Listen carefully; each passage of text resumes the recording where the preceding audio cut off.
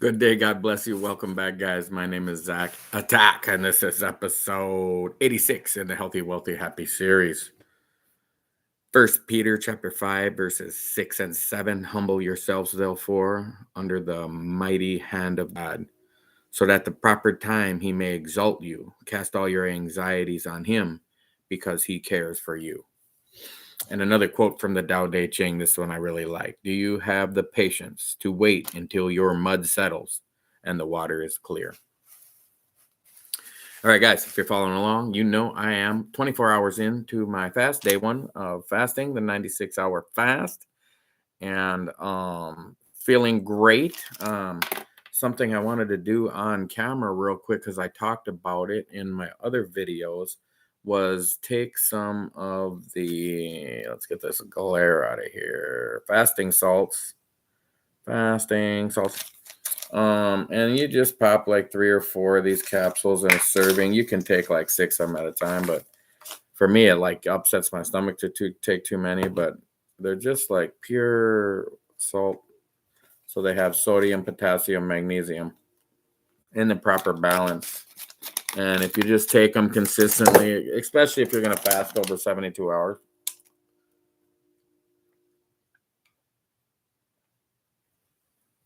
really helps keep your energy up, keep your blood pressure up, keep those electrolytes are what your brain uses to control everything in your body. So some fasting salts, we're going to see, because my last 3 fasts, I ate 1 meal in the middle. And last week or 2 weeks ago, I even ate 2 meals in the middle. I still lost a few pounds, but I'm really, I was about to say I'm not wanting to eat this fast, but I'm going to restate that and say I'm not going to consume any meals for the next 4 days. Because I gained a lot of weight this last 4 days of eating, even though I ate really good. Well, I did cheat a little bit. Like, I didn't tell you guys I ate some sunflower seeds one night, and another night I ate a little bit of cheese. It was like after my video, and I was done talking about my eating for the day. And then I had a couple snacks. So even though I didn't go crazy like junk food or anything, I did eat a little more volume than I think I should have. I think maybe I was celebrating a little bit, having got down to 239, broke that 240 barrier. And but now I'm like, I really want to lose some more weight before April 1st, and especially before April 16th when I head to the Philippines. So really not looking to have any hiccups during this 96-hour fast. So I'm going to count on the fasting salts to give me a little more energy and a little more, less fatigued, less fainty feeling.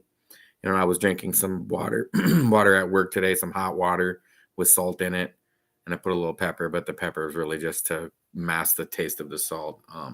Almost just tastes like soup broth then, but just some hot water and some salt to help flush me out and keep my electrolytes up. So day one, 24 hours into my fast, feeling good. Did not go to the gym today because I had been on a roll going to the gym quite a few days in a row. So I did some stretching at work. I felt great. I had debated about going to work and really pushing myself, and I was like, you know what? There's no reason. My left ankle is finally starting to feel better. Although after the 1 mile run at the gym last night after work, I could feel it acting up again. Although it's not like really swolled up like it was. So guys, I'm really wanting to just buckle down, feel the discipline, feel the joy of the discipline. Make the discipline something that that's fun and part of the program, to just become, we're learning as we go. We're getting more and more disciplined, and we're going to tighten up that Atkins phase 1 more and more. Like I talked about eating a 12-ounce ribeye, well, it's 0 carbs. So as far as Atkins phase 1s go, 0 carbs. But to cut that down to a 10-ounce ribeye and an 8-ounce ribeye and a 6-ounce ribeye, and, keep them salads. Sometimes I'm having 2 huge salads, where really that one salad should be cut in 2, not 2 separately huge ones, just 2 smaller ones. Just so that total volume is down, and then you really don't have to count the calories, because you're just knowing these portion sizes and you're staying under 20 carbs. And it gets, and I almost want to make it even easier. I've said this before, but to just really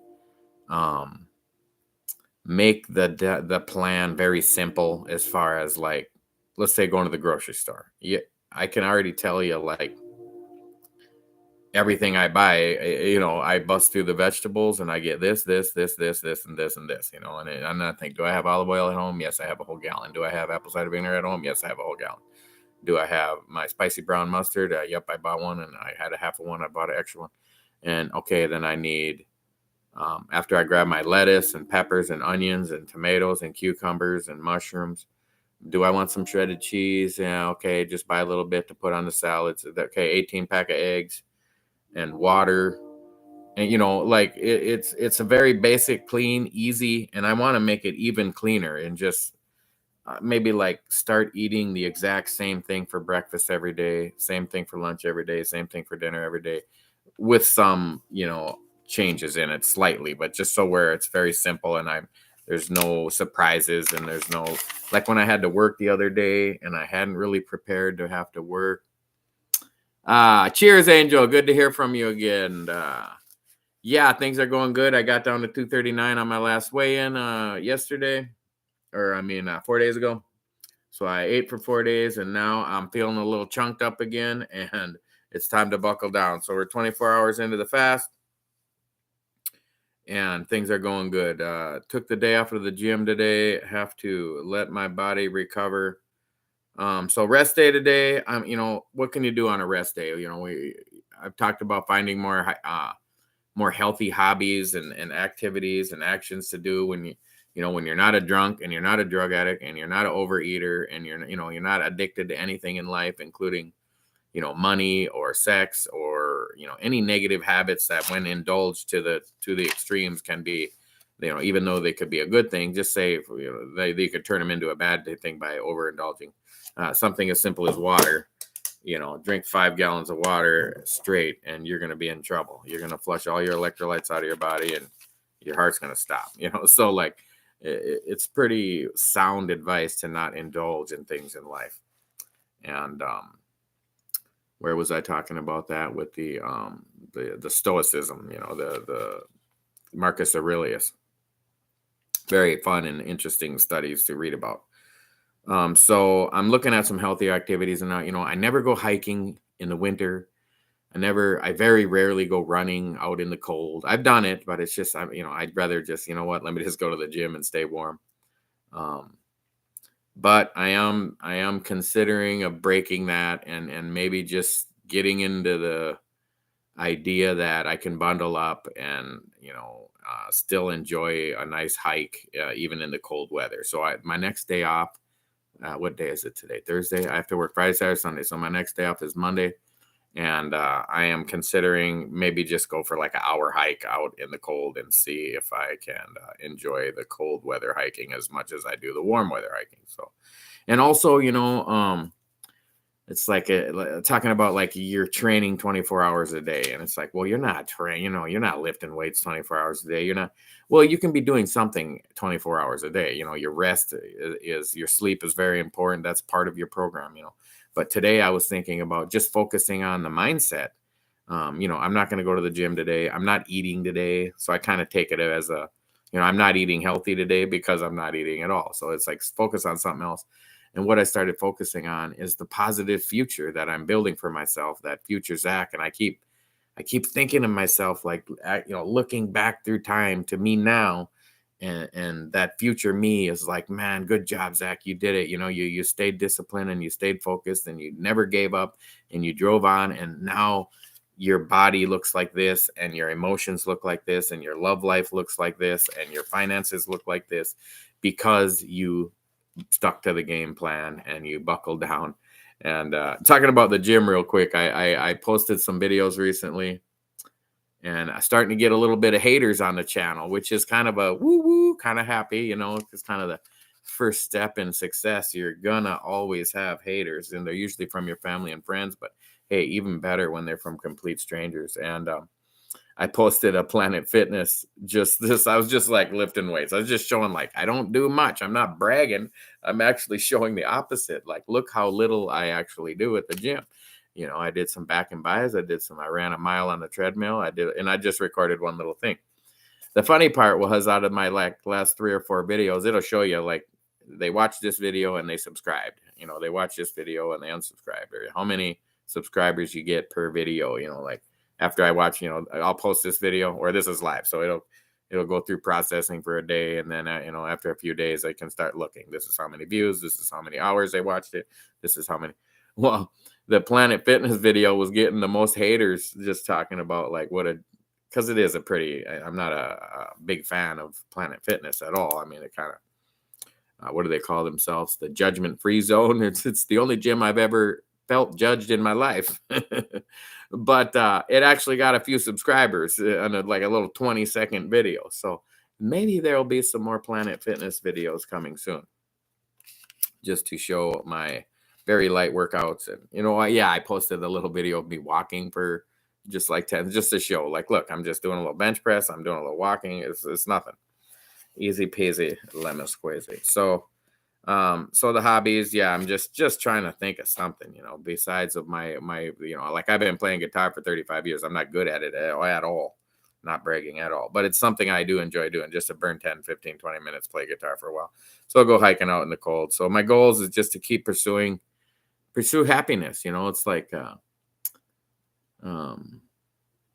we're in America. Well, if you're in America, I'm in America. It's a land of the free, home of the brave. We're safe and secure, and life is easy. And it's like, learn how to let all the stress of this life go and just relax and enjoy life. And maybe not even maybe the word happiness is not the best word to use for what I'm actually pursuing in life, but definitely like contentment, like learning how to. I mean, you could say I want to be happy, but then what about when, your dog dies? You're not going to be happy. So, but you can definitely predict that is going to happen. So if you can learn to be content with life and accept life's ups and downs and roller coasters of emotions and sorrows and pains and joys and happiness, it's going to go up and down, but learn how to be a little more content, a little more level through it all. And one of those things that I really long to have in my life is a partner, a wife, or at least a long-term girlfriend that shares those values with me, my Christian faith, and the idea to be healthy physically, mentally, emotionally, spiritually, to be wealthy, physically, spiritually, emotionally, and mentally, to understand that you cannot serve God and money is a big part of what I believe wealth is. I was doing it again today, just throwing bins of stuff away and just reducing my life down to, I almost want to be where I could be homeless at any moment. And, just like throw what I own in the back of my hatchback, my Toyota. What is my car? Toyota Corolla hatchback. Like I want to have like everything I own except for maybe my bed and furniture I could just throw it in the back of my car and go if I wanted to. So not that that's something I'm pursuing, but that I'm just not pursuing. I definitely don't need a $500 million yacht to be happy. Not saying I don't want one. Maybe someday, we could go on a boat ride together. That'd be amazing. So that's part of my goals. I've already stated my weight loss goals and, my goals to travel. And, my next trip is the Philippines, but then I have a big camping trip up north. It's going to be amazing. And then I'm planning more trips after that. So, but just pursuing happiness and contentment right now. And part of my plan to do that is just, I was thinking how dieting and finance, they're kind of an in and out, like calories in, calories out, you lose weight, and there's a lot more to it than that. Obviously, I wouldn't be doing Atkins if I thought it was all calories in and calories out. I'd be only counting calories. But now I'm not even counting calories. I'm counting carbohydrates because they have such a different impact on your blood sugar and your weight gain and loss than actual counting calories do. Although now that I've done a few rounds of Atkins, I'm fasting right now, but this next 4 days will be the third round of eating Atkins. I'm realizing you do need to control the volume. Do you still gain shared knowledge? Yes. I just watched another video of the commenter is asking about Dr. Berg. He's got a bunch of great videos. I had only ran into 2 or 3 of them before, but then I subscribed to his channel. But I'm subscribed to like 100 channels on YouTube, so like they don't always show up in my feed. So I kind of lost track of him for a minute. But yeah, I do highly recommend that Dr. Berg. He is like just a no BS. He doesn't seem to be pushing as far as like, buy my books or, buy my seminars. And I'm sure he's in it for the money, like many people are. I mean, he worked hard to get his doctorate degree. But my point is, he seems to be very honest and truthful of what he's saying and believes it and has, supporting documentation and research and evidence to support his health claims. And it's the funny part is it's of all the books I've ever read, some of, I'm only 50, but some of them written up to, much longer ago than that. And, they all tend to, the older books you read about health seem to be more accurate. And then they acting like, they just discovered it.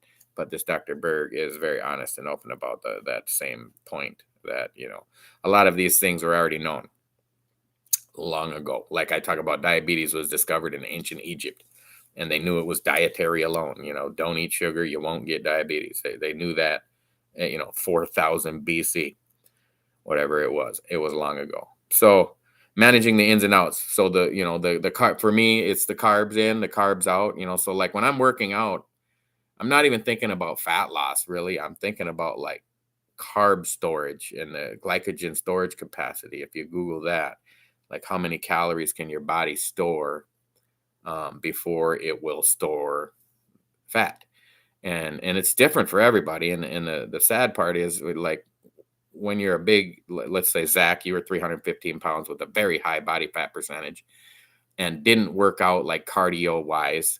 I did lift weights, but that usually doesn't increase your glycogen storage capacity as much as, say, like a marathon runner has to have, thousands and thousands of calories ready to burn on their body. So in their muscles and in their liver, they can store, many thousands of calories of sugar. And then a very overweight person may only have the ability to store 1,000 or 1,500 calories of sugar before they start storing fat. And of course, that's why they're fat, because they overeat sugar all the time, and then their body has very little capacity to store it, and it kind of snowballs on itself. So people say, "How can you get that fat?" I was about to say I was only 315 pounds. I was 315, but people are 4, 5, 6, 7, 800 pounds. And I totally get how, because it doesn't, there's no like tipping point where you stop losing weight or stop gaining weight from this unhealthy lifestyle. It actually gets worse and worse. You don't need to eat 2 times more to get to 800 pounds than you did to 400 pounds. You just need to eat the same amount, and you will just keep gaining weight. And so when I'm at the gym, this in out I'm talking about, I'm thinking about burning up, like, see, even on a fasting day, like right now, my body has sugar in it still from the 4 days of eating. The carbohydrates are in there. And then, like I said, I cheated a little bit, had some sunflower seeds, although they're lower carb than like other nuts, for example, cashews and stuff. But I ate too many of them, and I had some shredded cheese one night, or some cheese one night after I was done eating, and it was just too many calories total. And so I'm thinking about that in and out. So I, quit putting so much food in my mouth and start burning more calories out at the gym. And then, it's the same thing for finances. It's in and out. And it's even it it's more than just an in and out. Because you can only, if you make let's say if you make $75,000 a year, it's impossible to save $80,000 a year, right? You can only save, a portion of what you earn. So it is an in and out. So you have this much coming in and you have this much going out, and what's left over can be your savings. Well, with your diet, what's left over is body fat. So it's a bad thing to have left over. And then with your finances, what's left over is positive. It's a money say. Let's say, I put more money in my investment account or whatever. So you kind of have to have an opposite attitude behavior to achieve the positive thing, as far as, you want an excess of money, but you want a lack of calories, so that your body will burn the calories on its body already, which is body fat. So people do millionaires struggle with that. Like, how do I have money so figured out and I have this huge pot belly? Even though I desired to be a millionaire and I am, and I desire to be thin and I'm not. And it almost makes me believe that I will be happier as a human being to be fit first over wealthy. Although I do believe I'm very wealthy already. I have um, treated money with respect, and it's treated me with respect. And then even more than respect is to just not love it, to not. I only want the freedom of from it. I don't want it. There. Oh, I should have wrote down the other Bible verse. I was reading more Bible verses, and there was one, and I think it was Matthew talking about God's even taking care of a sparrow or the birds. Have food from day to day and nothing stored up, and then how much more should we trust God that we don't need all these things that seek ye first the kingdom of God, and all these things will be added unto you. Just your daily provision is all you really need. So my next line here is just how am I feeling today, and I'm getting deeper and deeper into the idea that this is the rest of my life. This is not some, well, I started a YouTube channel to lose a bunch of weight, and I'm going to get all ripped and I'll have thousands and hundreds of thousands of followers and I'm going to make money. And really, it's just a lifelong desire coming to its point of execution, and that I want to just continue to execute this plan. And it's already changed several times. I'm what am I now? January, February, March. I'm going on 3 months. In like 10, 11 days, I'll be like 3 months in, 90 days. So the weight loss is actually, less than I would have thought. 90 days ago was not when I started the dieting, but it's when I started the channel. But like 80 days ago is when I started the dieting portion, where I started fasting 96 hours and then eating 96 hours. And I actually thought I would have lost more weight by now, but I'm still on a very positive tip about it, because I'm not so much looking at it as an April 1st goal anymore, even though the April 1st was the first initial goal to weigh 218 pounds. Well, I am going to weigh 218 pounds, whether it's April 1st, May 1st, June 1st, next April 1st. It doesn't matter. I'm going to continue to lose weight until I am a fit, healthy weight. And if I would have had this attitude 2 years ago, 5 years ago, 10 years ago, like I said, January 1st, 2016 was when I jumped on the scale right out of the shower, butt naked, dried up, and I weighed 315.0. I couldn't believe it. I hadn't weighed myself in forever, and I just was feeling so terrible. I figured something's changing. I knew I weighed like 270, I thought. And then I was like, holy cow, I'm 350. Found out I had diabetes 23 days later. I had lost 20 pounds down to 295 and only in like 23 days. But I was so big, it was easy to lose that. And 3 months later, I was 245 pounds. Now, if I would have had this program going back then, we'd be talking about how I'm staying 155 pounds of jack, tanned, and juicy AF. Oh man, getting younger every day. But instead, I didn't stick with the program. I lost a bunch of weight. I had a goal. Get rid of diabetes. All right, it's gone. And then I went back to, I can drink a little. I can eat a little junk food. No, I don't want to go back to that anymore. I will eat a little junk food. Yeah, once a month, once every 2 months. I'll drink a little alcohol. 1 beer so far this year. You know what? I might even have a shot. I found a little pint of whiskey in my camping gear. I think I put it away now, but it's around here somewhere. I think even though I'm fasting, it's just a 1 ounce of alcohol. I might do a shot. I'm just trying to be honest. I'll tell you tomorrow if I actually do it or not. Signs are leaning to no, but I might just help knock me out. It's 8:45. I'm kind of feeling like some good rest would be amazing for this evening, and that would probably help knock me out. So I'm just feeling like I'm in it to win it. I'm in it I'm in it to the, not just the finish line, but far beyond the finish line. I'm thinking about being so fit that people are inspired by me when they watch my video and they see me go from 270 pounds to 155 pounds. And I'll eventually figure out how to edit videos and post pictures. I found some pictures where I weigh way more than 270 pounds. I think at least 285, maybe 300 pounds. I have some older pictures from back then. And I'm kind of envisioning that light, that light of my future, that my future is bright, and that I can, when you go through something, I think you'd be better able to go through it again, right, yourself, but you'd also be able to help somebody else go through it, and since this weight loss journey is such a psychological head game more than anything, that's why I really, who cares what diet you're on? I mean, I'll name 20 of them. Go on any of them. They all work if you stick with them and you do it right and you did your research and you believe in it. You know, like believing in yourself and what you're doing is very important as well. Even if somebody else doesn't, like, I don't believe drinking. I believe drinking milk is terrible for you. But if you believe it's good for you and it's working for you, go for it. Like, I'm not trying to push some agenda, routine, or diet on anybody. I just want the results. And if you can get results by drinking milk, then great for you. Get down to 155 pounds of jacked, tanned, and juicy AF milk drinker.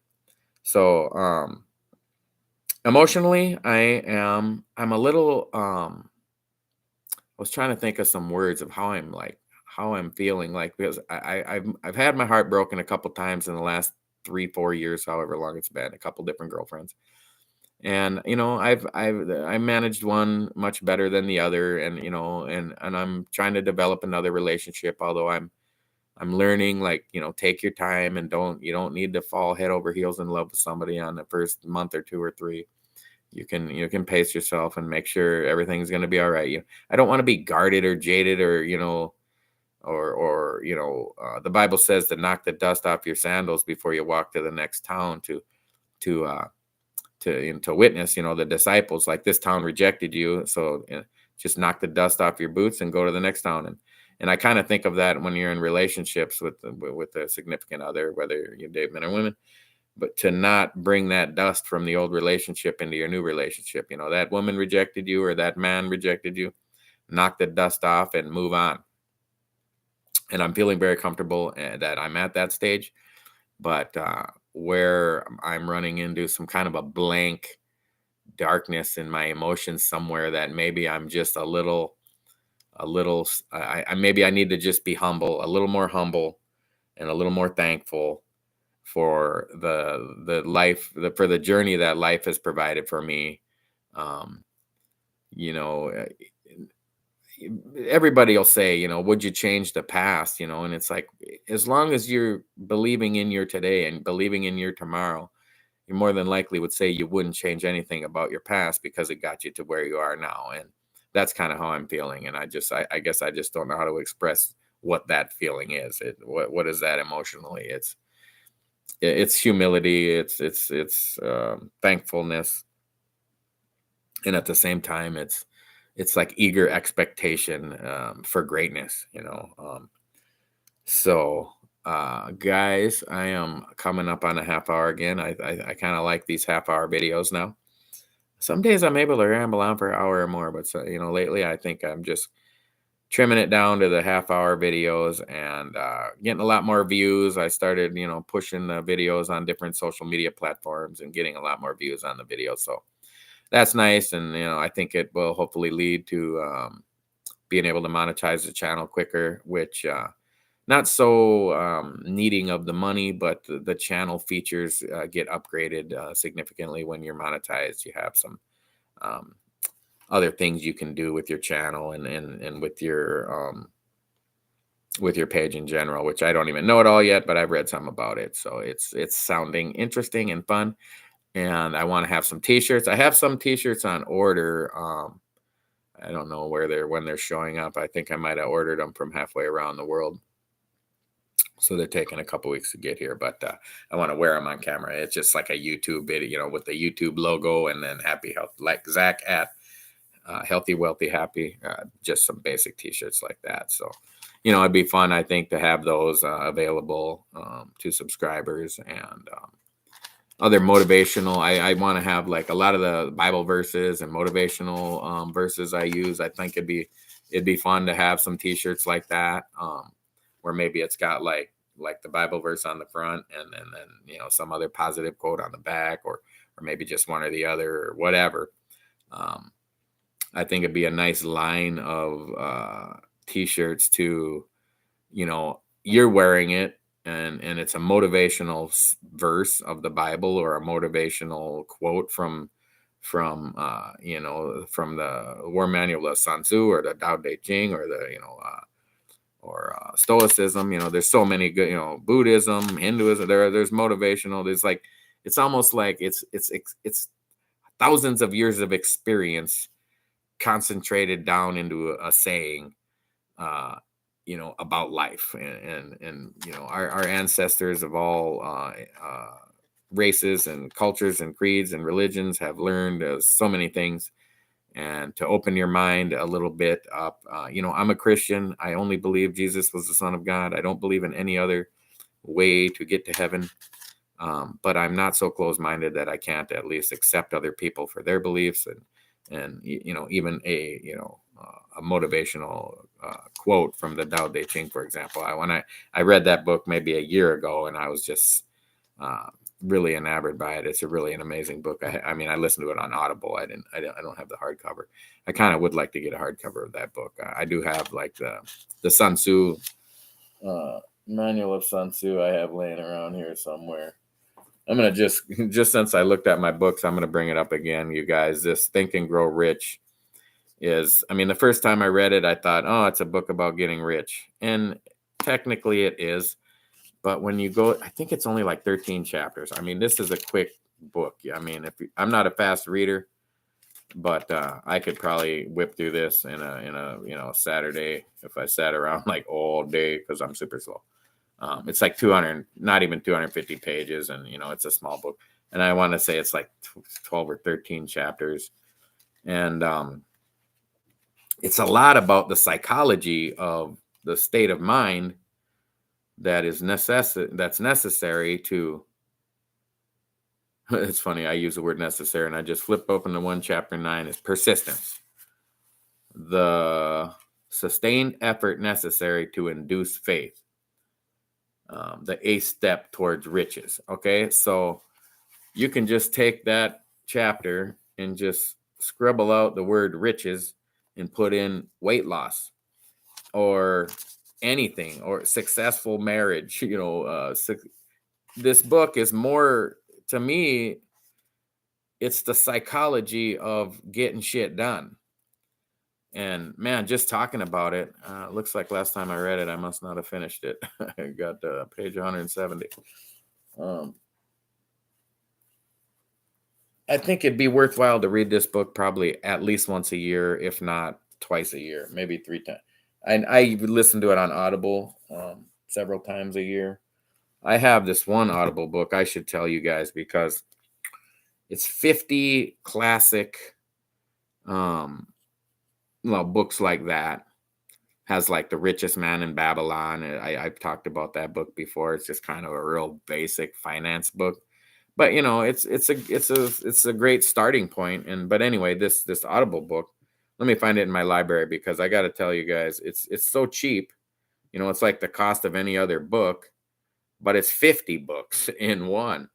And like when I'm on my long hikes, like I'll go on like a 3 or 4 day hike up on the Superior Hiking Trail, and maybe hike like 60 or 70 miles, just kind of chugging along every day. Just get up in the morning and put my headphones on, or my earbuds, or I'll just even let my phone, you can hear it as you're walking, and just knock out, 20, 30, 40 books in a few days.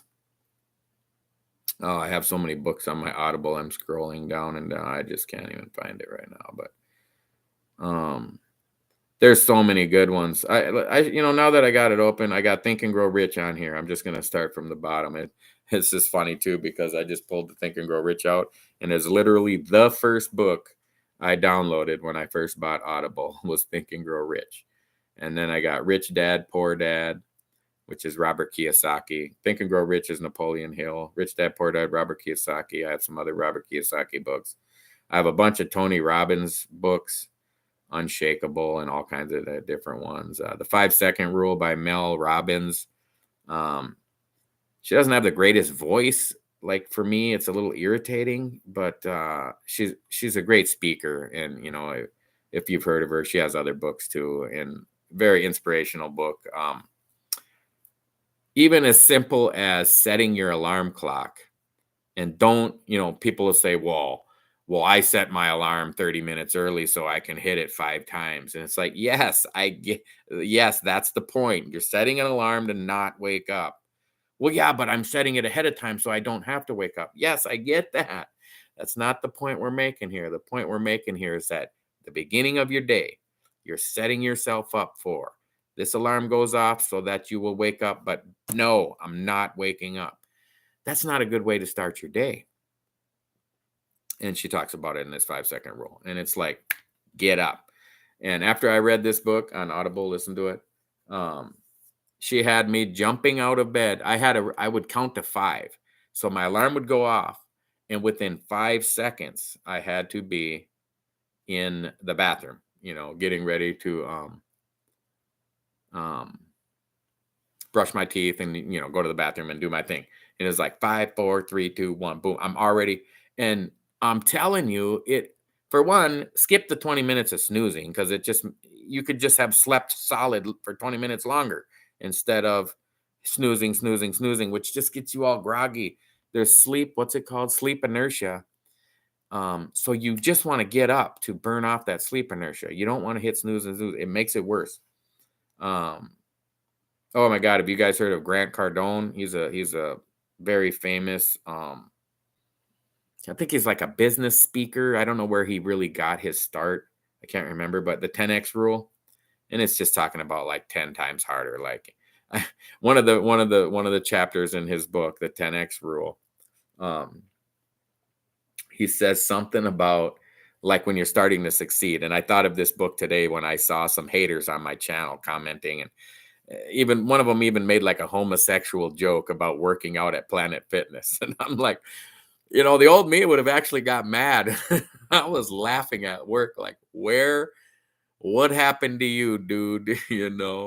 Whatever happened to you, I pray for you. And I think I deleted the comment already because I didn't want the negativity on my channel, but I prayed for him. I can't remember what his name was on there. I don't think I deleted him off. Like I didn't block him off of my channel or anything, but I just deleted the comment and, said a little prayer for him, and hopefully he can come around. But Grant Cardone talks about it in this book. Like if you got 10 haters, get yourself 20. And I just have always thought that was so funny. I don't really agree, but I know I get his point is like, when you're succeeding, you're going to have haters, and it's in anything, man. I don't care if it's, losing weight or gaining wealth or have a happy marriage when they don't, or whatever it is. There's just always going to be haters. So accept that. Like, not only accept it, but desire more of them, because what does that mean? If you had 10 haters and now you got 20, it means you're twice as successful or whatever. That's kind of his point he's making in that book. Another Anthony Robbins book here, Giant Steps.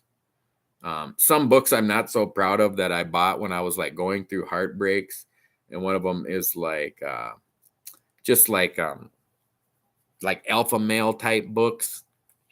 I'm not totally against them, but not a big fan. Unlimited Power by Anthony Robbins, The Holy Bible. Oh, Gary John Bishop. If you guys don't know him, I think he's Irish. Scott. Oh, I don't want to say the wrong. They're pretty feisty over there if they're Scottish or Irish or Welsh or whichever one they are.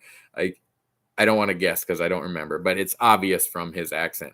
And he has this book, Unfuck Yourself, and if you can get past the accent, which I can, it's a very good book. I'd on a scale of 1 to 10, I'd recommend it at about an 8, 7.5, 8. Again, the Gulag Archipelago 3-volume set. It took me over 75 hours to read it, to listen to all them books. Teaching about the collapse of, the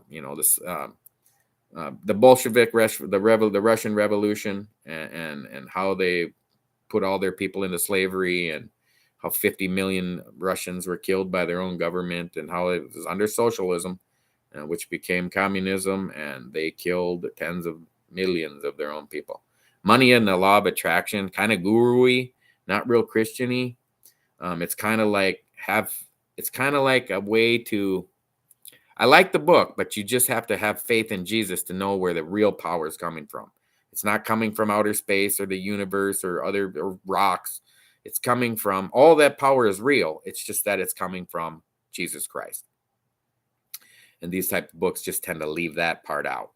So I don't really like these kind of books. But if you can know that that power is coming from Jesus Christ, that God is the creator of the universe, then you're all good to go. Jordan Peterson, Maps of Meaning, way too deep of a psychology book for most people. I don't recommend it. Although I recommend all of his other books, 12 Rules for Life, 12 More Rules for Life, all of his lectures, Jordan Peterson, all of his lectures on YouTube, and he's just world toured, and he does lectures at like universities, and he's lectured on all over the world. It's Enuma Elish is it's ancient Babylonian creation myth. They found some tablets. It's actually pretty interesting. Some dragons and some. It's just kind of like, where do these myths come from? And it's like, well, if you read the Bible and you understand what happened throughout history, you kind of start to catch on where all these myths came from. Workout and fitness affirmations for men, just like it's just like positive affirmations. The self-help law of attraction, it's similar to that other law of attraction one, except for instead of money, this one's talking about self-help law of attraction. And that was a good one too. Another one by Gary John Bishop, Stop Doing That Shit. It's kind of the first book I read of his was Unfuck Yourself. And then so I could see he's kind of got the swear word in his titles that kind of is maybe his little tagline, but Stop Doing That Shit. And it's just another book about, it's very similar to his other book, just changing the topic a little bit about, your negative behaviors and habits, knock that shit out. I wouldn't highly recommend that book. Oh, this book, The Spartan Way, it's just kind of an amped up, kick-ass, high energy book, if you know who the Spartans were. But, I don't even remember the book's details much, but I remember I liked it. I should probably read it again. Recommend that one. Learn Spanish for beginners. I like to learn Spanish. Yo practico español en mi carro todo el tiempo, pero mi no bueno. But I try. The Obstacle is the Way by Ryan Holiday. You've probably heard me say The Obstacle is the Way in some of my videos, especially if you, please guys, go back and watch from the beginning and just watch all 86 videos in this series. And so The Obstacle is the Way is kind of like, it's a way to help identify, well, for one, to not be the victim, not look at challenges in life as like a wall is not the end of your journey. You could climb over the wall, you can smash through the wall, you can go around the wall, whatever it is. But this book explains in really compelling detail of how what seems to be what you like don't want to do in life. Like I'm trying to think of something in my life like that's brought me great, like relationships have brought me sorrow in my life, from having 5 kids with my ex-wife and then getting just devastatingly dumped out of nowhere without seeing it coming, and then falling in love again and getting dumped again and falling in love again.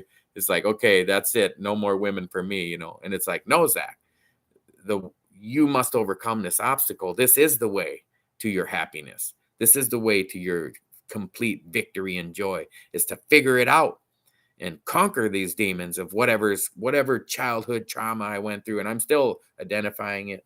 I should probably look up some more books on that. But anyway, I highly recommend The Obstacle is the Way by Ryan Holiday. Power of Self-Compassion, didn't read that one yet. Do the Work, another one by Gary John Bishop.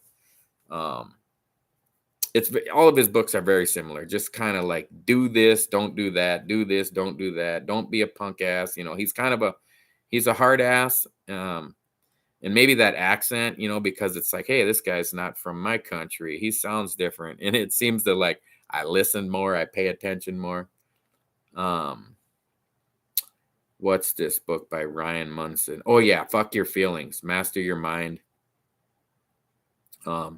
This Ryan Munson, I really like his style of writing. This is a really good book too. Oh, here's the book I was looking for: 50 Self-Help Classics to Guide You to Financial Freedom. I think it is.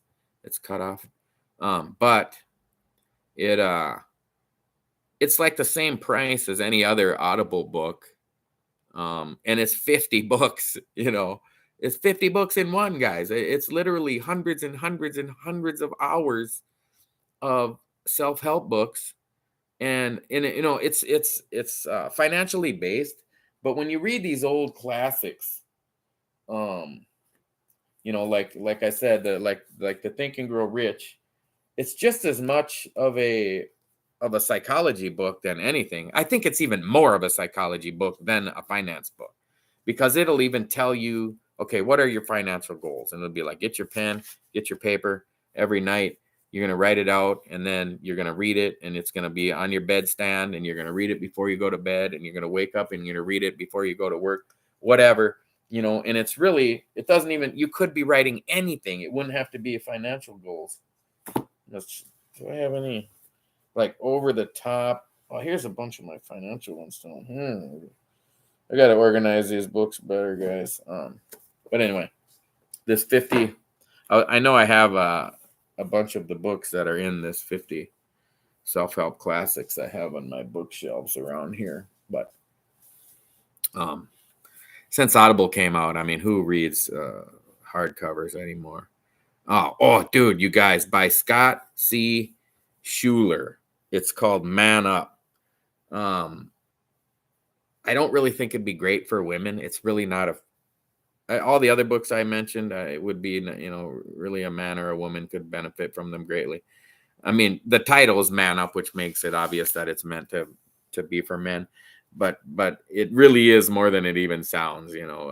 As far, his wife's in it a little bit and saying how, just taking responsibility as a man, and I guess a woman could read it and take her side of the responsibility in relationships, in success, and it's kind of it's a personal accountability book. It's not really like Man Up, like you're thinking like getting somebody's face and fight or something type of man up. It's more of taking control of your own decision making, your own thought processes, and just manning up to, let me say it, like, do what you should be doing. For example, today I was really let me use a man up example. Is like I was really feeling that I need to man up and not buck around and eat on this 96-hour fast. I know the results will be almost exactly the same. I ate, the most I've eaten was twice in a 96-hour fast. I ate once, 2 other times, and I actually lost the most weight the time I ate twice. But that ain't the point. It's the discipline. It's that I'm doing 96-hour fast, and I need to stick to them for the purpose of the integrity, the strength, to just man up and do it. Mental Toughness and True Grit by Mark Dweck. I didn't like that book. It just didn't hit me. Oh my God. Here's my Dr. Jason Fung. If you followed along, I talked about like overcoming diabetes, and I didn't even know about these books until way after I overcame diabetes.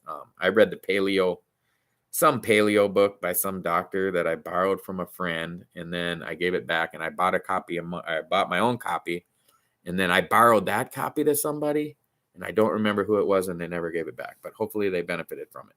But that's what I did when I overcame diabetes. I followed the paleo diet, and I walked. And then that walking got me into hiking, got me into camping, got me into North Shore camping. And now I love hiking and camping is my favorite thing. Dr. Jason Fung, though, the diabetes code and the obesity code, both awesome. But I actually recommend the obesity code. You really don't need them both, because everything that's talked about in the diabetes code is also talked about in the obesity code. But the obesity code has even more information, because becoming obese is how the process of storing fat is the process of having elevated blood sugar and elevated insulin. And then, that's how you get diabetes. That's how you get fat and how you get diabetes. The Complete Guide to Fasting, it has a couple authors, but Jason Fung's one of them. And it's not necessary in my opinion. I mean, if you can read the obesity code and learn about intermittent fasting, and it talks about fasting and getting your blood sugar down, um, that's probably the one Jason Fung book that you need to read is the obesity code. If you're more than 20 pounds overweight, which is, not too far, but I was 120 pounds overweight. You need to read this book. It's not just like what to do, because pretty much everybody can just Google what to do. But it's taking your mind and your emotions and your spirit and your all together in a complete source of information to completely understand what's going on in your body. Not just, hey, don't, only drink water and only eat 20 carbs. And yeah, that's gonna work, but you might be more likely to quit if you don't understand what's happening inside your body. When you do understand what's happening in your body, it's a lot easier. Like the drawer, I'm sitting at work like this, my computer's right here, and I'm on my computer, and there's a drawer right here just packed full of candy bars and suckers and all kinds of candy, and I eat a piece of it out of there.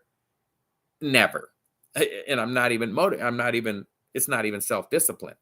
It's knowledge of books like this, like that is going to fuck up my pancreas, my kidneys, my liver. It's going to cause my insulin to go into my bloodstream, which is going to stop the lipolysis in my fat cells. So I will stop burning fat for fuel for hours, just after one little tiny piece.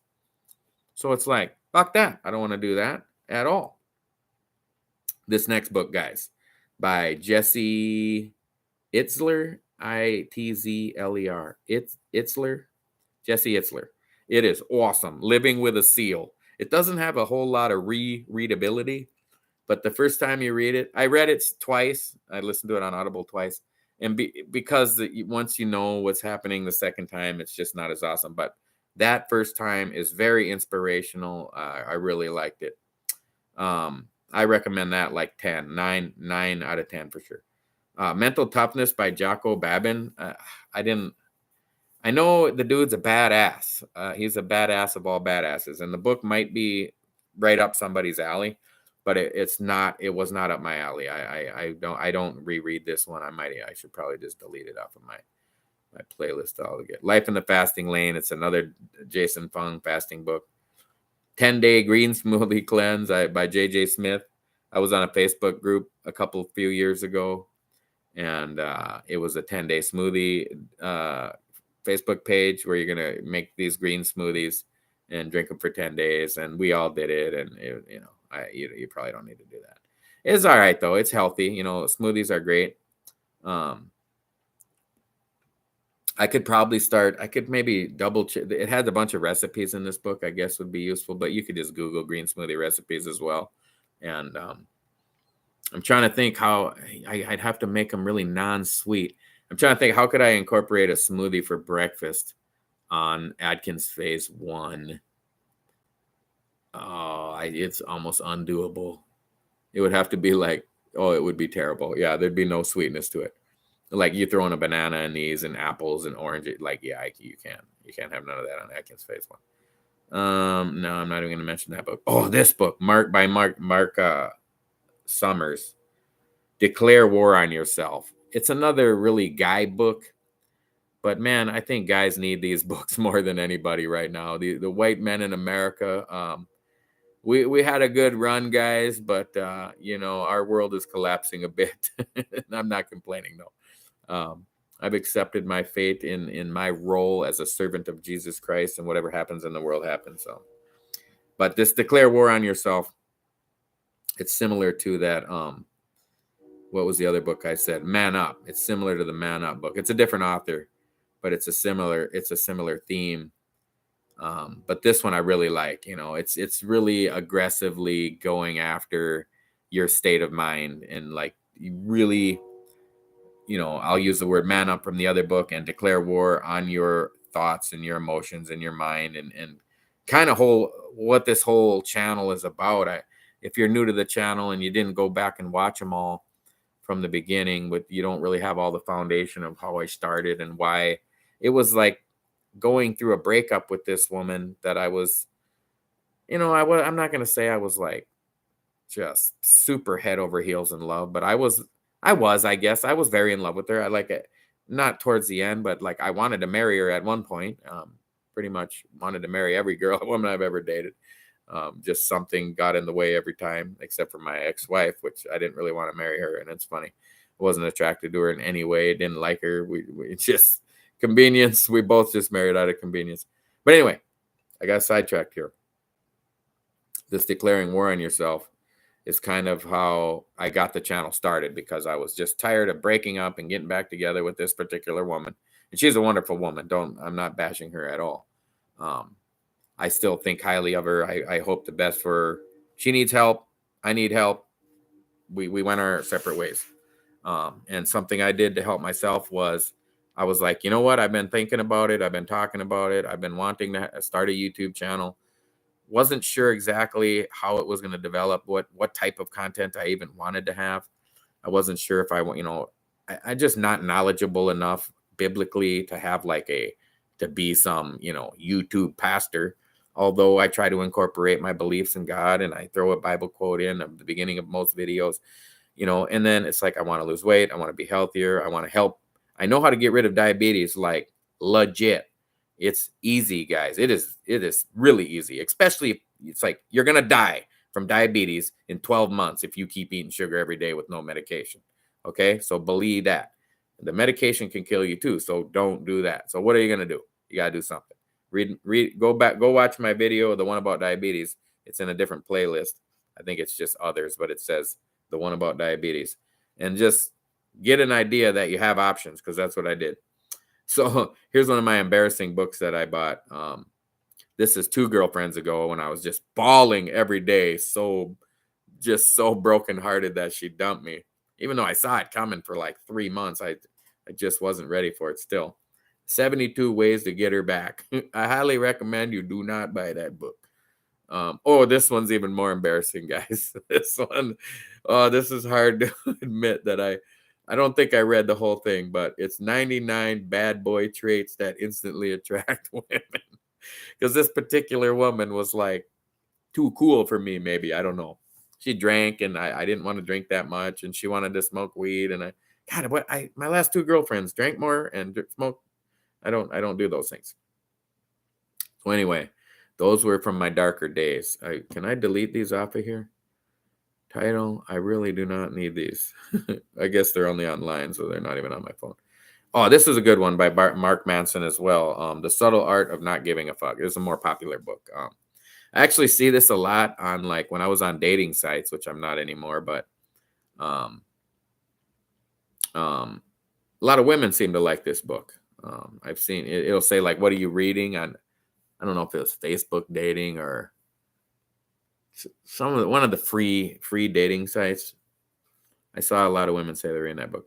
Oh, here's some more books that were after my busted heart from a couple of years ago. Codependent, Now What, by Lisa A. Romano. And if you don't know who Lisa A. Romano is, she's kind of she has a pretty big YouTube channel, so I would check her out on there. If you've been through heartbreak, you've been through, if you want to learn how to identify what a narcissistic person is, maybe make sure you're not one, because I was almost concerned that I might be one. But after doing a little more research, I don't believe I am. But I think everybody has some traits but you have to have several traits and have it be consistent over time. Anyway, this Codependent, Now What, is kind of a book about, and codependency is when you kind of tie your joy to their joy, to your happiness to their happiness. And I think I've identified where it came from in me, because both of these women reminded me of my mother. I didn't notice it at the time, but my mother was very, mean to my father from a small child. I saw it, and it devastated me more than I ever realized until the last couple of years of going through these heartbreaks, that I found these women were just as broken as my mother was, and just as aggressive. I don't know if my mother was narcissistic. I don't want to say she was. I don't really, but she had some mental issues for sure. She would lock the back door 200 times a day, turn the gas off on the stove every 5 minutes, all day, every day. I don't know if he's paranoid or maybe even a little schizophrenic type of, and so then I found women like that, and no wonder it didn't work. And then my part of it, my role in it was that I fed their behavior, with my codependence. Like I would literally walk in the back door of one of my ex-girlfriends, like I'd bring something from the store that I'm going to try to cheer her up with, and maybe they say it's a food item or whatever. And I'm like, oh, I hope this will make her be in a good mood today. And it's like, why would you be in a relationship like that, Zach? What are you doing? This is not happiness. This is not peace. This is not love. It was a complete disaster. But these books helped. So The Road Back to Me is another one by Lisa A. Romano. And she has so much information on her YouTube channel that you can just watch for free anyway. But they helped. I wouldn't read them now, but because I'm kind of moved past that. But I think at the time they helped. Oh, this one helped. I had heard of Lisa A. Romano, so I knew to buy those books. I just found this book, Healing After Heartbreak, and I think it just got recommended because I had listened to the Codependency one. And it has just a list of things to think about and consider and do to help you overcome heartbreak, ways to look at it, ways to understand what you're going through and what happened and why it hurts. And I mean, they even talk about like heartbreak, like being really mistreated in a separation where I was nowhere near this heartbroken after my divorce, who I had 5 children with, as I was from this one woman. For some reason, it just devastated me. And this book just gave me a lot of ways to look at what happened, how did it happen, why does it happen, what's going on with you, that and that's it kind of helped to read the codependency books and the other healing type books. What's the next book here? Inner Size, The New Science of Unlock Your Brain. It was a little too sciencey for me. I couldn't really get into it. God, if you guys know who Gary Zukav is, if you're a fan of his, I'm just not. I listened to his books, The Seed of the Soul and The Universal Human, and they're another example of these books where God's power is real, and it's all through the universe, and it's all through our earth and our bodies and our minds. And if you've been to college and you took like physics 101, you understand the physical reality we live in, all the way down to everything being vibrations of light. And so that energy is what I believe God is. That light. God said, let there be light. And that light is all things. It's not just like the light from the sun, like photons. It's everything is light. Everything in this pen is quarks. Everything in metal, everything in water, it's vibrations of light. Everything in your body. So anyway, that was a roundabout way to say, these books, they harness that power without giving credit to Jesus Christ and without giving credit to God. And that's why I disagree with these books. If they would simply rewrite the book and give Jesus all the credit for all the power, give God all the power for all of creation and the Holy Spirit and blah, blah, blah, it might even be an endeavor that somebody could do. Like just take Universal Human. The dude's probably a multimillionaire after this, but I know it's a huge book. He was on like Oprah Winfrey and everything. But give credit where credit is due. Because when you don't, then it's satanic. All right. Sean Stevens, he has a pretty awesome YouTube channel. This book, Eat Smarter, I really liked it. It's more of just kind of as far as the diet he talks about the psychology of dieting and the whole game of it. But when he breaks down to the food, as far as what you eat, and he's probably right when it comes down to, once you get down to a healthy weight, it's not as complex as people need to make, people making it, because he's like, eat all food groups, eat, and it's been a while and I only read it once, but I did enjoy it. And I do recommend, if you don't want to get this book, I'd say go ahead and pass on the book, but do go to his YouTube channel, Sean Stevenson. He's not only awesome, he's a jacked little fit dude, and he's very inspirational, good looking guy, just like me. So he's easy to watch and listen to. You guys know that. And he has great guests on, though. Maybe in a few years, guys, when I actually have a studio, I could have some guests on, and I'll be just like Sean Stevenson. It'll be amazing. Embrace your past, win your future. I read this book once recently, and like a week after I read it, it's by Mark Crandall. I literally don't know what it said. It either just didn't impact me enough, or I was just daydreaming the whole time I listened to it. I don't remember how long of a book it is. I don't think it's downloaded on this phone right now, and I don't. It's 316 megabytes, so it's not that huge of a book. But yeah, I just powered through it and didn't get anything out of it. But I bet you it's okay book. Embrace your past, win your future. I remember some of it. It's kind of a way to just respin the past, and it's a way to overcome codependency as well. It's a way to overcome like childhood trauma, which you more than likely do have. If you're in your 20s and 30s and you just haven't grown up enough yet, because I wasn't aware of it in my 20s and 30s either. I had to be well into my 40s before I started understanding how deeply psychologically affected I was by my parents and my situations, and at a very young age, and how that impacted the rest of my life, impacted all the relationships I was ever in, with like intimate relationships, with friendships, with coworkers, all of it. And this book, I remember now, I need to reread it though, but it's talking about embracing, like, say there's a story when I was like very little, somewhere between 5 and 10. I want to say leaning closer to 5 though, because I remember my brother was very little and didn't know how to swim yet. He was like 3, so maybe I was like 5 or 6.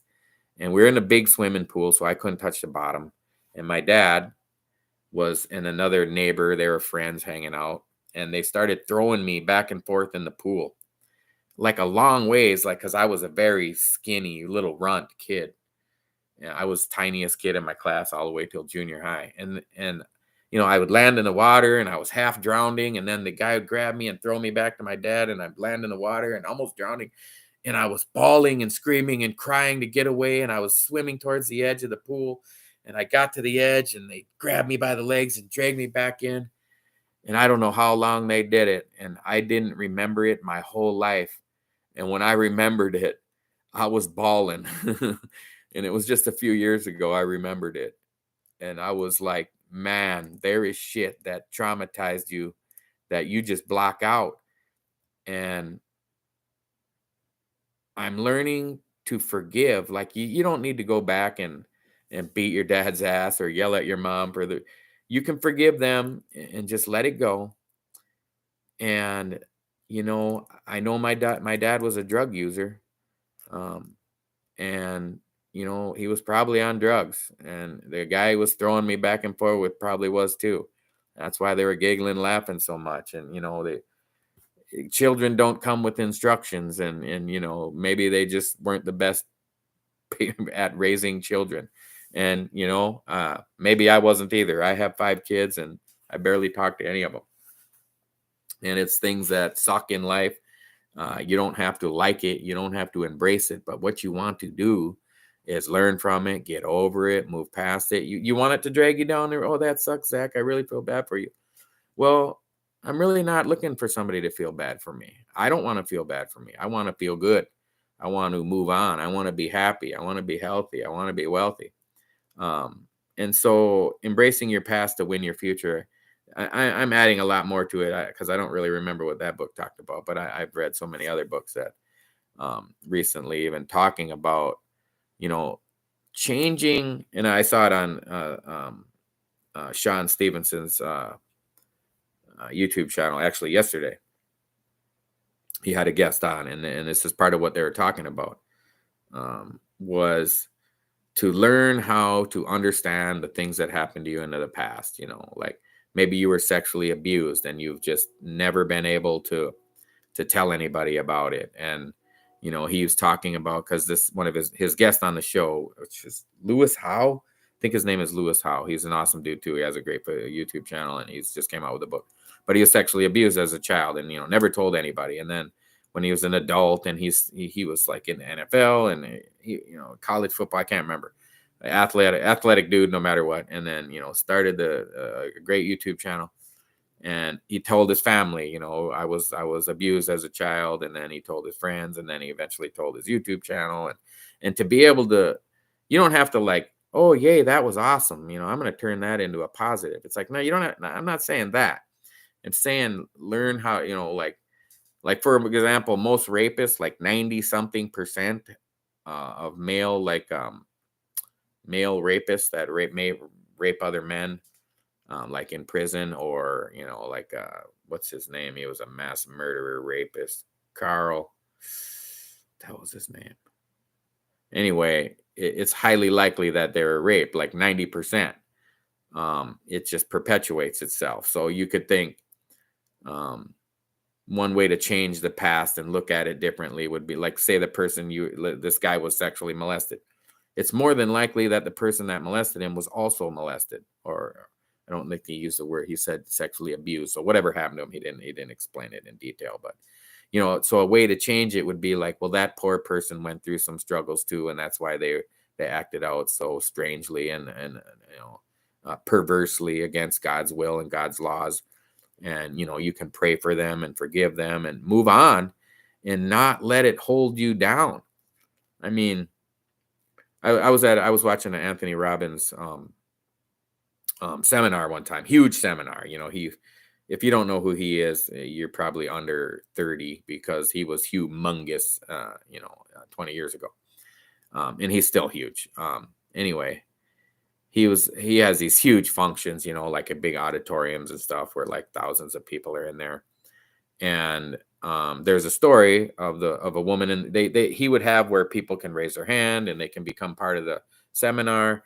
And anyway, this woman, she was not very old, maybe not even 30, but she had been raped, like say 5 years earlier, and had never told anybody or whatever it was. And it comes out in this seminar, and they're crying, and it's a very emotional scene.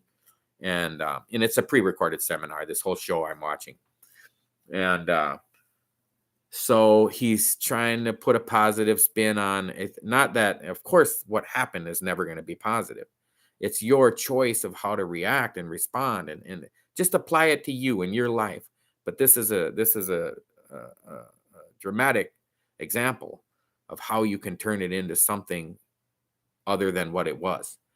And so some guy in the crowd is like a millionaire, and gets up and donates like a huge amount of money to her, and says, start a foundation for battered women and raped women. And then the seminar, the show, it fast forwards, and and it's years later. Let's just say it's 2 years later. And the woman, she's a young, beautiful, she was somewhere in I say Colombian. She was like, I'm gonna say she was a Colombian woman, and she was raped and molested like in a home. And then she grew up with it, and it was just devastated. And anyway, a couple years later, and she's the CEO of this big, project, helping women.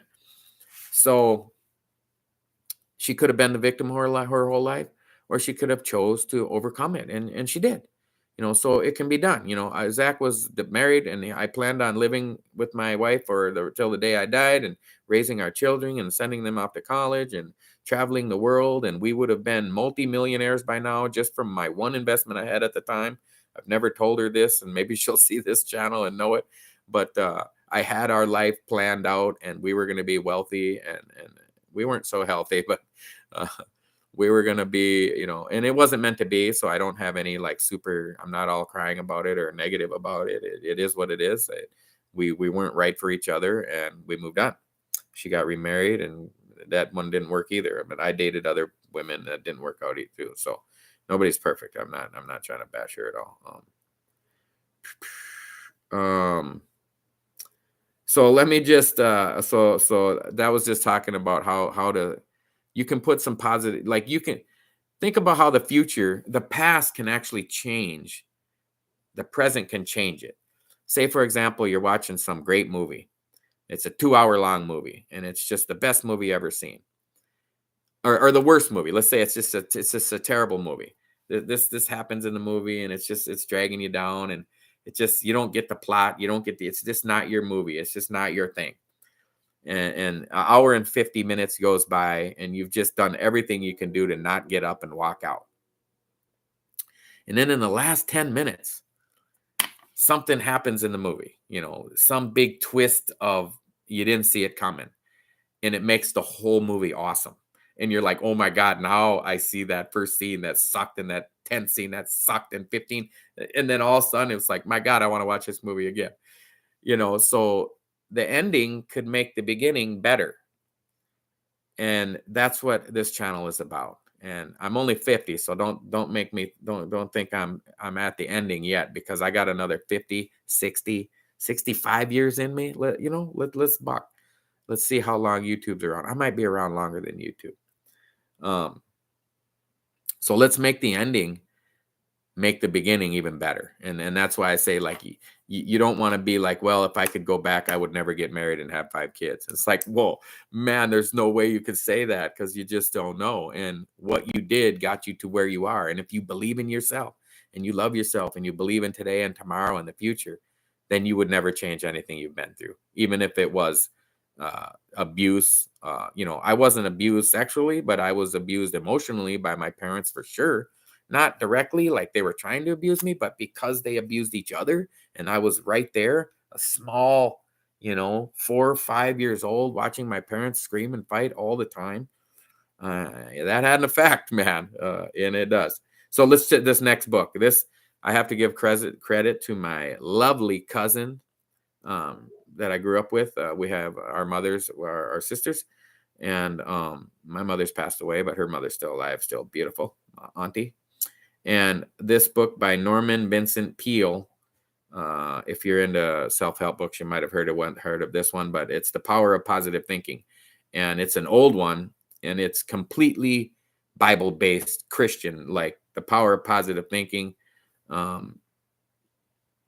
It's kind of like how I do it in the channel. When I'm talking about something, I kind of try to equate it to what does, like, if I give a quote from the Tao Te Ching, I try to say how it jives with the Word of God, And this Power of Positive Thinking, he's just a lot of positive, and then bringing in the Word of God to back it up. Like, this is real, This is.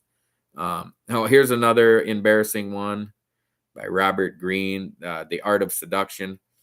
It's an older book. It's kind of if you've ever heard of, what is it, the different personalities, like the dandy and I wasn't unaware of them all either, but it's pretty embarrassing that I read this book. But I was like trying to win girlfriends back, and I don't think I'll ever do that again. When a relationship isn't working, I think it's healthy and it's okay to just peacefully step away. I've made the mistake of like trying to stay friends. I don't really think it's a good idea now that I've been through a couple where I tried to stay friends, and it just prevents you from moving on, really. Maybe some of these books will just tell you a little more of where I'm at. And many of these books that I'm talking about, guys, I've read dozens and dozens and dozens of times. I should have said it as I was going through them, like the Declare War on Yourself, I've listened to, at least a half a dozen times. The Living with the Seal a couple times. The Man Up a bunch of times. The 50 Self-Help Classics. Like I've read just there. I've probably listened to that thing 10 times. So I've read 500 books just right there. And that's just the Spartan Way a bunch of times. Yeah. So a lot of these books I've read, some of them 2, 3, 4, 5 times, some of them 10 and 20 times. Just because they're kind of the classics that'll pop into my head. Like, oh man, I haven't been to the gym in a week and I'm not eating that good. And oh man, I better listen to some Anthony Robbins, just like giant steps, where it just gets you motivated to just get going in the first place. It's not so much the information you need of the exact details of what you're going to do, but that you're going to just go freaking do it. And um, I guess I was laying that foundation because the next couple books is Sigmund Freud, The Interpretation of Dreams, and The General Introduction to Psychoanalysis. It's just learning about the human mind, and I think it's a great, I mean, Freudian theory is awesome, and when you read A General Introduction to Psychoanalysis, he talks about, this is not like an exact science or anything, and it really helps you understand the whole school of psychology, that it's not like there's technically, I guess you would say, there's no facts. There's just theories and ideas, and a couple books in there I haven't even read yet, and this one is called The Confidence Gap, so I will have to let you know about that one. History of the Ancient World, History of the Ancient World Renaissance, History of the Medieval World, like history books. Civil War narrative volume. Life Force by Anthony Robbins. Terrible. I don't know what. It almost seemed more like a commercial than, Anthony Robbins is so rich now. I think maybe he just made this book in collaboration with some other people that I probably feel paid him to be in it. And it seems to be just selling products, and yeah, I didn't like it at all. I didn't even finish it. It's 22 and it was almost 23 hours long, and I don't think I listened to more than 5 hours of it, and I was like, I can't. So anyway, like I brought up Tony Robbins, Anthony Robbins, he goes by both names. I brought up quite a few of his books now without really saying. He does have, quite a following of haters as well. Like, not everybody likes him, and there's some various reasons why that I don't really want to go into right now. But for the books that are good and can amp you up and have a positive effect on your life, then I think you should use them. The Power of Now, I didn't read yet, but I want to get on that one. 10% Happier. Looks like I read about a couple hours of that book. My phone's about to die. How to Think Like a Roman Emperor. That was the by Donald J. Robertson. That was the the Meditations of Marcus Aurelius. I haven't read that exact. I read How to Think Like a Roman Emperor, which basically reads it and adds to it. Hardcore Self-Help Fuck Anxiety. It's a real short book. I don't think I suffer from after reading this book. I didn't feel like I needed it. The Secret by Rhonda Byrne. It's kind of one of those other guru-y books where they kind of just harness the power of God with leaving God out. Awaken the Giant Within by Anthony Robbins. I highly recommend, even if you know why to not like Anthony Robbins. This book is just it's so motivational. It will amp you up. Like, I like to listen to it while I'm driving. Let's just say I'm driving up north and I'm going to go hiking and I got a 3.5 hour drive. Throw this book in and just get amped, and some interesting principles, psychological mind tricks. And one of his ideas that really affected me to help quit drinking when I got diabetes and I wanted to quit drinking, but I was such an alcoholic. It was no easy task. I just cold turkeyed it, but it was very hard. Like, I wanted to drink bad at first. And, but then I ended up going like 2 years without drinking at all, or very, very little. And one of them was, Neuro Association, Neuro Association Conditioning, something like that, NAC, Neuro Associative Conditioning. And it's a way to trick your mind into, so what I would do is, if I wanted to go to the liquor store and buy some beer, I would start thinking about, and it was the nastiest thing I could think of. It's kind of what the book was kind of led you on a way to do this. The worst thing I could think of would be like drinking dog vomit, or just the smell of vomit, or the smell of a stinky, nasty bar. You walk in the back door and you could just smell rotten alcohol in the floorboards from the last 100 years, and it's just rank. And so that's all I would think of when I thought of alcohol. And it made it much easier to quit drinking, to the point where it was like 9 months later when I finally had a beer, it was tough to even want one anymore. But I haven't done that trick with any other. I've tried to do it, but it hasn't been as effective. Where, like, say I've talked about, if you watch all my videos from the beginning, I talk about like not McDonald's, Dairy Queen Blizzards, the ice cream. And I've tried to associate those with like vomit, or think of something even nastier, just the grossest thing you could think of. Only think of that. It's kind of like shock therapy, right? Like this flashes is going to go in your mind every time let's say a bag of Doritos, like people are addicted to those. And then every time you think of Doritos, you think of something disgusting, like really disgusting. Like I don't even want to say it. Like, and it might stick, and the more you do it and the more you vote to not eat them, and the more that image can be real, like it really keep it real. Like that's why I think thinking of it, because it was a thought of something gross to even happen, to vomit, the smell of it, the taste of it, the sound of it, and have it all real in your mind and be like, well, I don't want none of that. I want nothing to do with any of that. So make your brain your bitch. I started this book and I'm liking it, but I did not finish. It looks like I got 3 hours left of it. Jordan Peterson, 12 Rules of Life, Antidote to Chaos, and then 12 more Rules for Life, Beyond Order. Both excellent books, although if you read the first one and you agree with it, you probably don't need the second one, because the second one is kind of more of a rebuttal to all the haters of the first one. Somehow I just deleted a book. Oh, this book, Cognitive Behavioral Therapy, CBT, Master Your Brain, by Bill Andrews. This is where I learned about the cognitive behavioral therapy that I do want to, like, I try to do it on myself by just keeping notes and keeping track of my thoughts.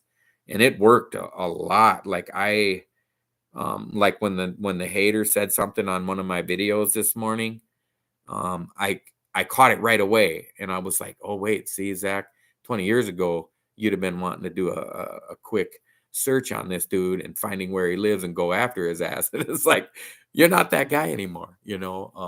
This person's hurting.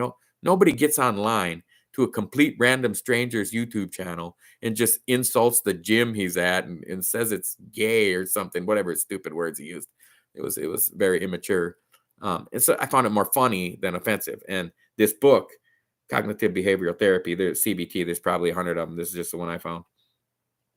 And when I looked it up, the city I live in Minnesota, I looked up, well, is there any even cognitive behavioral therapists around? And it's like, they're all over. They're like a lot of therapists. It's one of their specialties, like there's family counseling and drug therapy and recovering from abuse, and cognitive behavior therapy is a big one. Oh, guys, one of the books I probably read the most times on here, Atomic Habits by James Clear.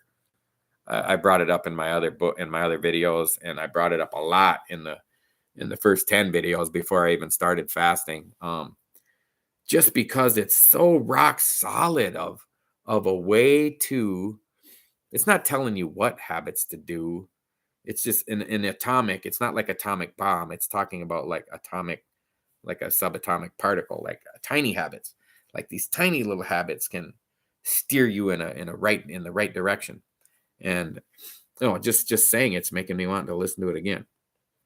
All right, guys, 7 Habits for Highly Effective People, which I'm actually reading the hardcover also right now. Sometimes if I listen to it and follow along in the book. And then the rapid weight loss hypnosis I've been doing before bed as I fall asleep. And I did it again last night, guys. I've been forgetting to do it every night, but I've probably been doing it every other night or every third night for the last few weeks. And it happened again last night, just as I'm saying it.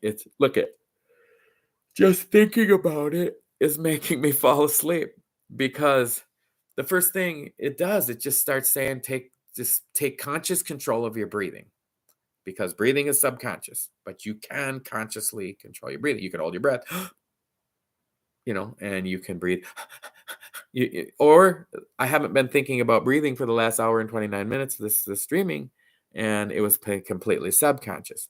So what you can do is take control of your subconscious by taking control of your breath. And last night when I started doing it, like breathe in for 5 seconds and hold it for 4 seconds and inhale. It's all I remember. I don't remember anything after that. Like 2 breaths and I was out. It's so crazy. And I wouldn't recommend it if I didn't know what they were saying because I'm always sleeping. So the one day I just listened to it during the day. I was doing dishes and just listening. What are they saying when I'm sleeping? And it's just all positive affirmations. It's healthy. You're healthy. You're going to lose weight. It's safe for you to lose weight. You're in control of your behavior. You're going to eat.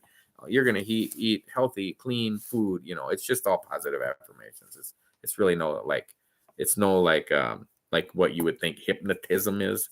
It's more just you breathing and falling the hell asleep immediately, and then hearing a bunch of positive affirmations in your sleep. And it's making me wonder if that's why I'm having pretty positive results with the Atkins phase 1.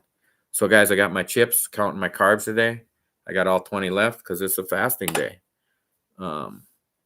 So I am considering also, guys, I'm just going to come out and say it on the video because I thought of it earlier today, to possibly fast longer than the 96 hours this week. It's been an hour and a half, you guys. I'm going to take 3 more of the fasting salts because I really want to fast longer. And the extra electrolytes, that capsule was broken. Just tasted like I dumped a whole jar of salt in my mouth.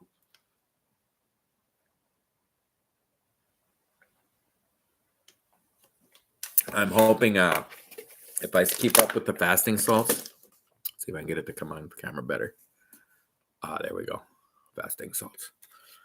But sodium, potassium, magnesium in the proper amounts. So it's 655 milligrams of sodium tied to about 300 milligrams of potassium tied to 38 milligrams of magnesium. So you need those balance. For example, if you lose all your potassium in your body, it causes all your sodium to flush out too. Like they need to be balanced to remain in your body, to be retained effectively, which helps retain your water and your helps with digestion, helps everything. I mean, electrolytes are super, super, super important. So anyway, guys, I am going to make it the 96 hours without having a meal this week, which is no problem. I didn't like cave or collapse or anything on the other weeks that I ate the meals. I just agreed to myself to have a meal. And I had a healthy meal every single time. I never, of the 3-4 check marks I have here, which means I ate something during the fast, out of 10 fasts, I ate something like 4 of the times. One of the times I didn't lose no weight. One of the times I lost 2 pounds. One of the times I lost 3 pounds. One of the times I lost 3 pounds. So I still lost weight on the times I ate something anyway. But I'm wanting to push it out a little longer. I don't know, 1 day longer, 2 days longer, it's a little harder for me to fast on my days off where you just wake up and, I'd have to really get busy and do something. I do have my side job. I could go drive food delivery. But that's not always the greatest for fasting either, to pick up 10 different kinds of food in a row and have it all smelling up your car. Although it doesn't really bother me too bad. I don't eat the food very often. Okay, I've never eaten the food. I was talking about after April 1st to maybe put down the scale, because I have my scale right in my kitchen and I weigh myself.